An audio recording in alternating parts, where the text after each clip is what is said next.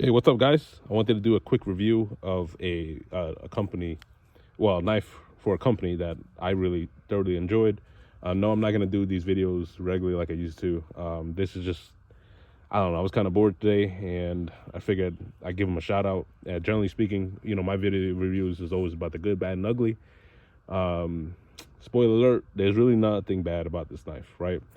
I'm outside right now on a tree stump, fresh bird shit right there. And I figured I was splitting some killing, and I just, literally just pulled my phone out. But anyway, so this is the Architect Knives AK8 model. It is in Magna Cut steel. It is stonewash finished, first run, and this is so all right. So how do you? The cool thing about this is that the owner is actually the owner of the Knife Connection as well. So they've been in the game for a long time. They make sheaves and I guess handles for SE knives.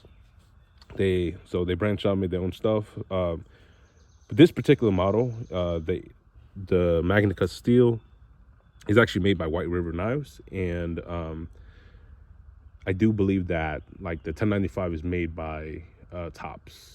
I don't know who made S35. So, but anyways, when you buy this knife, you build it on there's a bunch of options. It comes actually not assembled, so you have to assemble it yourself. And I recommend, if you do assemble it, please, use blue thread locker, just because if you do plan a baton with this, it will become loose, and that's not something you want to happen. So this is the sheath I picked out. It was an OD green sheath, and funny story about this is that, hence the reason why I wanted to do a quick review, is that when I ordered this knife, it was a Magna Cut drop, and they sold out within like 5 minutes. I got in, and I had bought this exact, I had the Magna Cut steel, I had the blaze orange handle, and I picked out the OD green Kydex sheath. Well, I emailed them right away. He said, "Hey, can you hold off?" Because I was waiting for the blaze orange one. I didn't actually want this one. Fast forward a few months, I got tired of waiting. I was just like, "Hey, can you just ship it?" Actually, at first, I asked him to ship just the blade, and then I'll wait for the sheath later. And then, it just took too long. So then I was like, "Hey, just forget about the orange sheath. Just send me the green, the original one I bought." And he did that. And he was really easy to communicate with. But then, surprisingly, he also sent me this for free. I got the blaze orange one. Thank you so much for that. Shout out to him. I really appreciate that. So I didn't ask for that, in case you're wondering. But yeah, anyway, so the Architect Knives AK8. Let's do a quick size comparison. This is my Bark River Bravo 3. Shout out to James. Funny story about James is I bought this knife secondhand, which I generally don't do. I would usually buy my knives brand new, but I bought this secondhand. And James, he actually lived, I don't know, 15-20 minutes away from me. Like, I did not know that, so we could have actually just met up and exchanged there. But shout out to him. This is a great knife. I'm not gonna do a review on this. Let's see some old compares to some old reliables. This is the Medford Bonfire.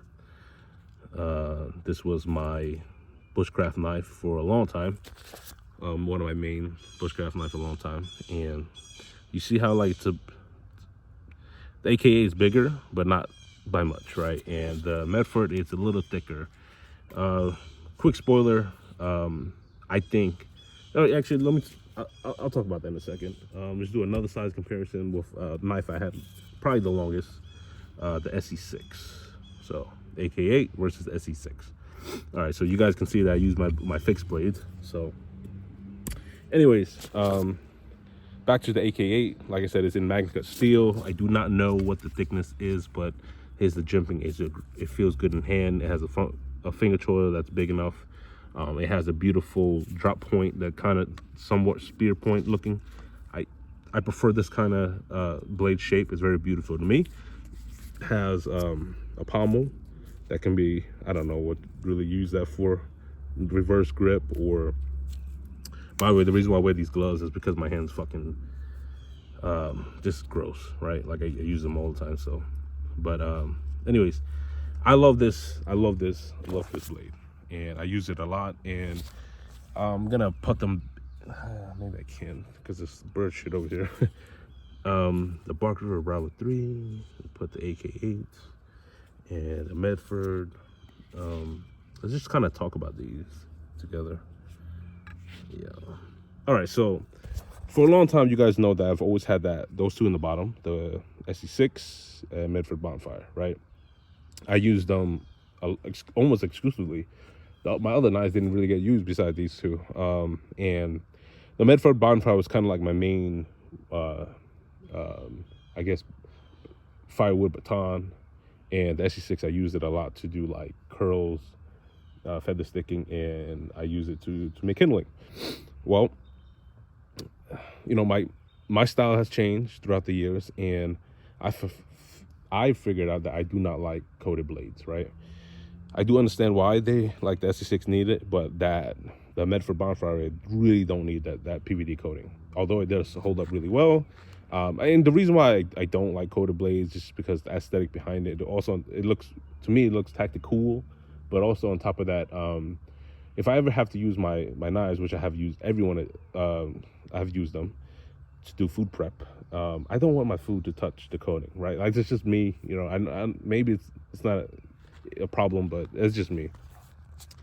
So I've been looking for replacements for these two, and when I saw that Bark River Bravo 3 with CPM 3V, I bought it.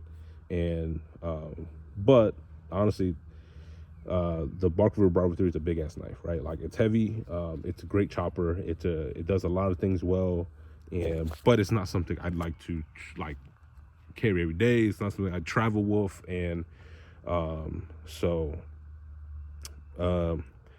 back in days when I used to travel more, I would take the SC6 a lot. Sometimes I'll take the Bonfire, but I found that SC6 is a little too small to do the things I like to do. So the AK8 is like perfect. It's light enough where I can EDC if I wanted to on my belt. I also can travel with it, no problem. And it's just a one-tool option, right? It does light medium chopping really well. And you know, it's magnet cut steel. It doesn't really need oil as much as the other ones. And then on top of that, there's no coating, right? So, but anyways, I think the AK8 is like, if I had to pick one, I want out of all these knives to just have one blade, because the one tool option would be the AK8. That being said, if SHTF, I would obviously choose the Bravo 3, right? The Bravo 3, the way it is right now, my problem is that I don't have a Kydex sheath, which is no problem because I don't actually carry it, and I don't, and if I do, it'd be in a bag or in my car or not. But back to the AK8, man, like, my love for fixed blade has come back roaring, man. Like, I haven't really bought anything new lately. And I've looked at some folders. Like, I just really don't. I lost a lot of passion with folders, and so I've been looking at fixed blades, man. And there's two folders that I might get. Actually, I'm probably going to get that new Benchmade Adira. The full size, man. That thing is beautiful. I think that's knife of the year, in my opinion. I do like the two fixed blades. Well, technically four, right? They have the two fillet sizes, and but yeah, that Water Series, Benchmade Water Series is beautiful. I might pick them all up. Besides the Mini Adira, that's not my knife. But you know, I'm not sure yet when.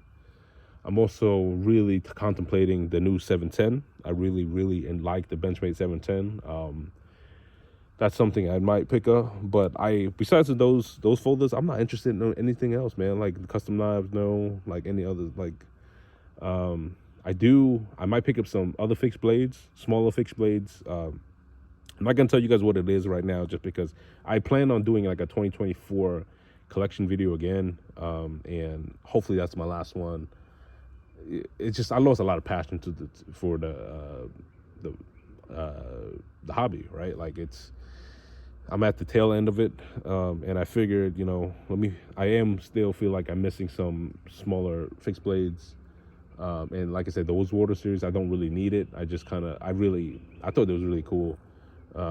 And the only thing that's really holding me back is that, you know, the hardware is coated. I don't like coated hardware. And then like that 710 is real nice. My only problem with that 710 is that they have a PVD coating on the blade. I don't really like that.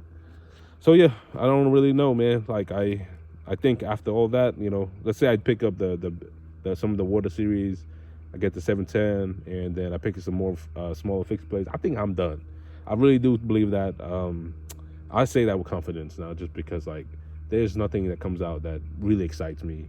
The only like this whole year, the only thing that really excited me was that the Water series and the 710. And like I said, I'm trying to pick up some smaller fixed blades just because I feel like I'm missing that in my collection. I don't really have a hunting knife per se, and some EDC small fixed blades, and you know, like it's not a need, it's just a want.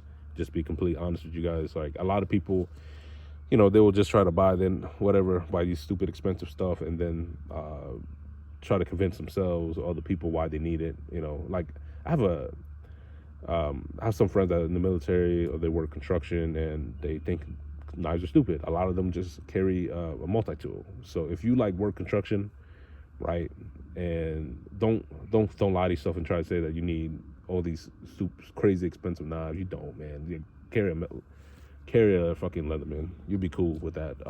But honestly, anyways, I'm going to rant. I know I'm fucking about to go to rant, so I'm calling it a day. All right, talk to you guys later. See ya.